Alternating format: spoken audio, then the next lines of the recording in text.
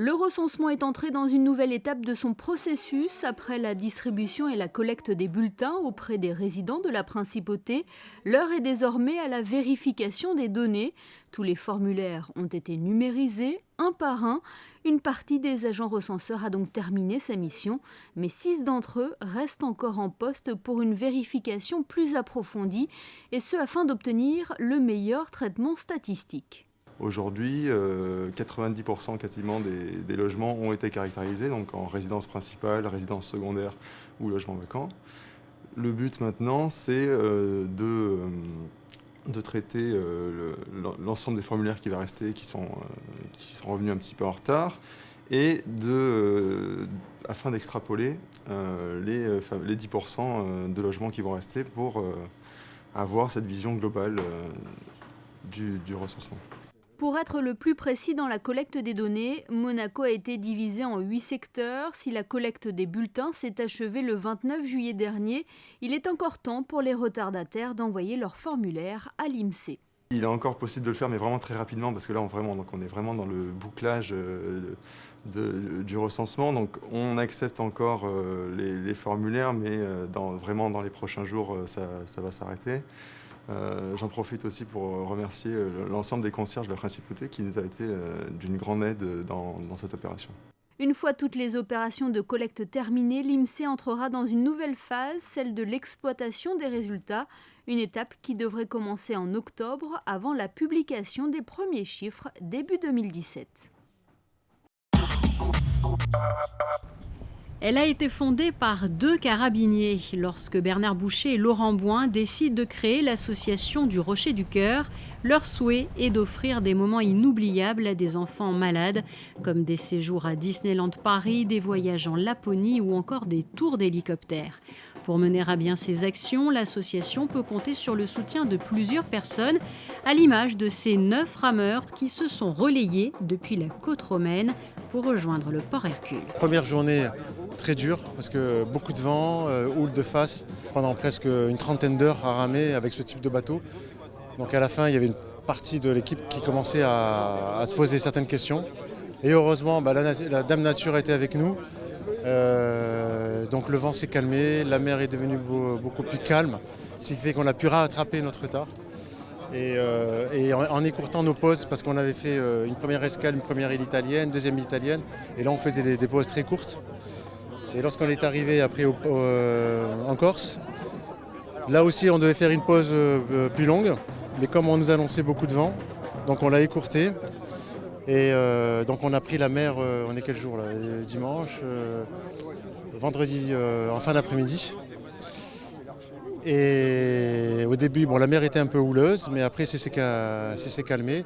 Vous l'aurez donc compris, c'est un véritable challenge qui a été relevé par ces rameurs sur plus de 470 km.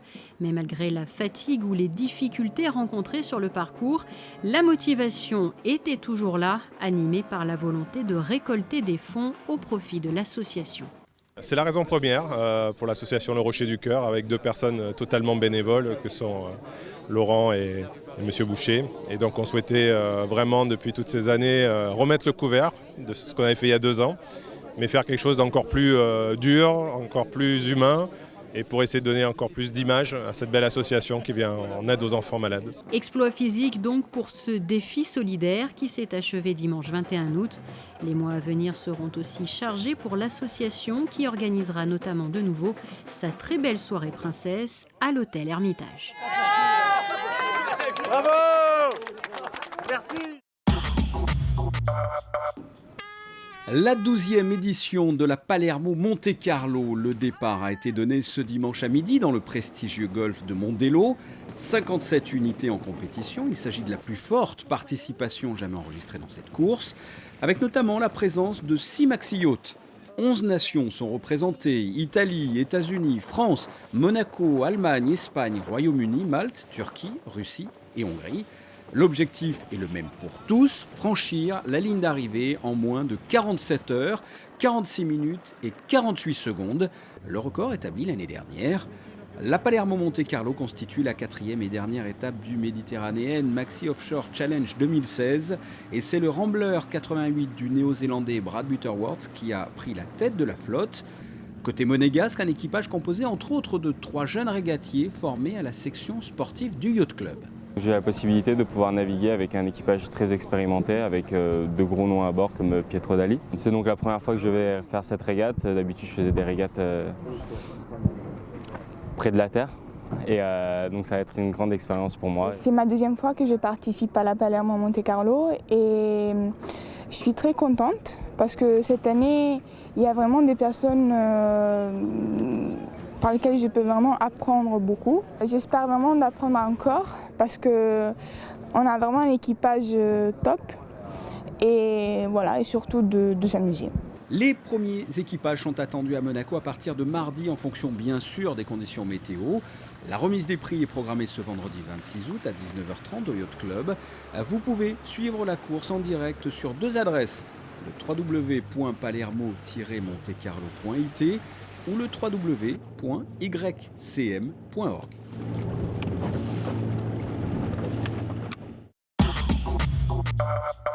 La Villa et Frucy de Rothschild à Saint-Jean-Cap-Ferrat remonte le temps pour une soirée inédite et plonge dans l'ambiance de la Belle Époque.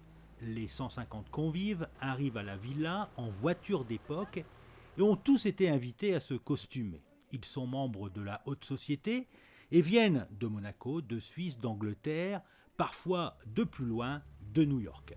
Cette soirée, avec comme point d'orgue le bal costumé de la baronne Béatrice, est une première. Elle est organisée par l'association culturelle monégasque AIDA, en collaboration avec la ville de Saint-Jean-Cap-Ferrat et la Villa et Frucy de Rothschild. Cette villa est juste un endroit qui fait rêver, qui est magnifique. C'est une villa avec une vraie histoire, une vraie culture, une culture aussi de soirée mondaine et de mondanité, puisque la baronne et Frucy de Rothschild elle-même faisait venir les grands artistes, les grands intellectuels de partout en Europe pour faire des grandes soirées ici. C'est le début d'une grande chose pour la Côte d'Azur en général. Et qui renoue avec des grandes traditions qui sont aussi des traditions monégasques. Dans ce cadre somptueux, les invités se dirigent ensuite dans les jardins pour un moment culturel autour d'un cocktail. L'exposition de la créatrice de mode et artiste peintre Elisabeth Wessel. Au travers de ces toiles, l'artiste a voulu faire revivre une page coquine de la Belle Époque où les belles aventurières régnaient sans partage sur la haute société. Dans la Belle Époque, j'aime surtout les courtisanes parce qu'elles avaient beaucoup de caractère et c'était des femmes libres. Au fait, bien avant le temps, on pense que les femmes sont devenues libres dans les années 60 du XXe siècle, mais elles étaient bien avant. Elles étaient libres un siècle avant. Pendant que les femmes de la bonne société faisaient de la broderie et des tableaux et peignaient sur porcelaine pour passer le temps, les courtisanes s'amusaient. Le dîner de gala, lui aussi bien sûr, est influencé par les saveurs Belle Époque. Le repas servi sur la terrasse de la villa est imaginé par Philippe Johannes, le chef du Fairmont et meilleur ouvrier de France. La Belle Époque, les années de la baronne Béatrice, 1864-1934, c'est Escoffier pour moi. Donc Escoffier, c'est les années de la Belle Époque. Donc j'ai revisité aujourd'hui, un menu autour des vieilles recettes Escoffier que j'ai, on va dire, allégé un tout petit peu parce que c'est l'été. Et puis j'ai surtout essayé d'utiliser des produits locaux et de saison. Au menu, royal de pointe d'asperges et foie gras Richelieu, un gambéroni à la russe, une chartreuse de veau fermier au macaroni avec matignon de légumes et girolles, ou encore un sorbet champagne rosé, fraîcheur mangue et des fraises melba. Tout repas, il faut du plaisir de toute façon. Cette soirée, on est à l'extérieur, on a une clientèle qui est très attentive, c'est l'événement. Donc oui, on a beaucoup de plaisir. Il y a beaucoup de plaisir quand on crée le menu, quand on fait le repas test, puisqu'on fait un repas test pour pouvoir valider avec le client si le menu lui correspond. Puis, le plaisir aujourd'hui, c'est d'être arrivé à l'heure, que les produits sont prêts, que les chefs sont là. Et puis maintenant, le plaisir, ça va être d'attendre la fin pour être sûr que le marathon d'un si beau dîner sera réussi et qu'on sera tous arrivés pour le même but. La fin du repas est accompagnée par le Prometheus Quartet, un quatuor à cordes qui interprète des œuvres du compositeur russe Alexandre Borodine.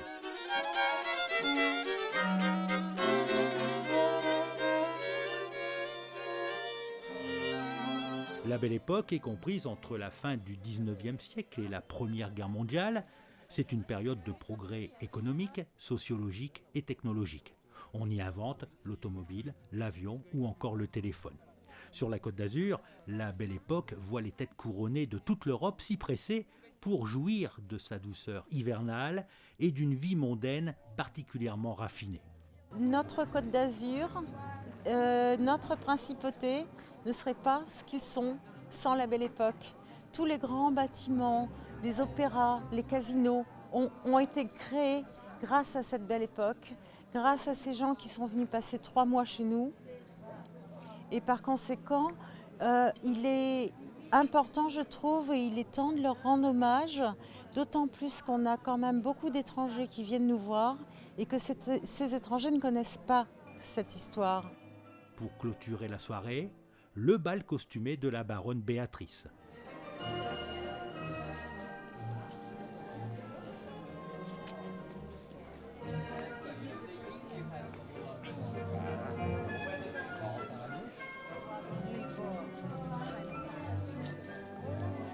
Le succès de cette première édition laisse présumer du meilleur pour les années à venir. Découvrez la météo avec la galerie Mogadam, tapis persan classique et contemporain.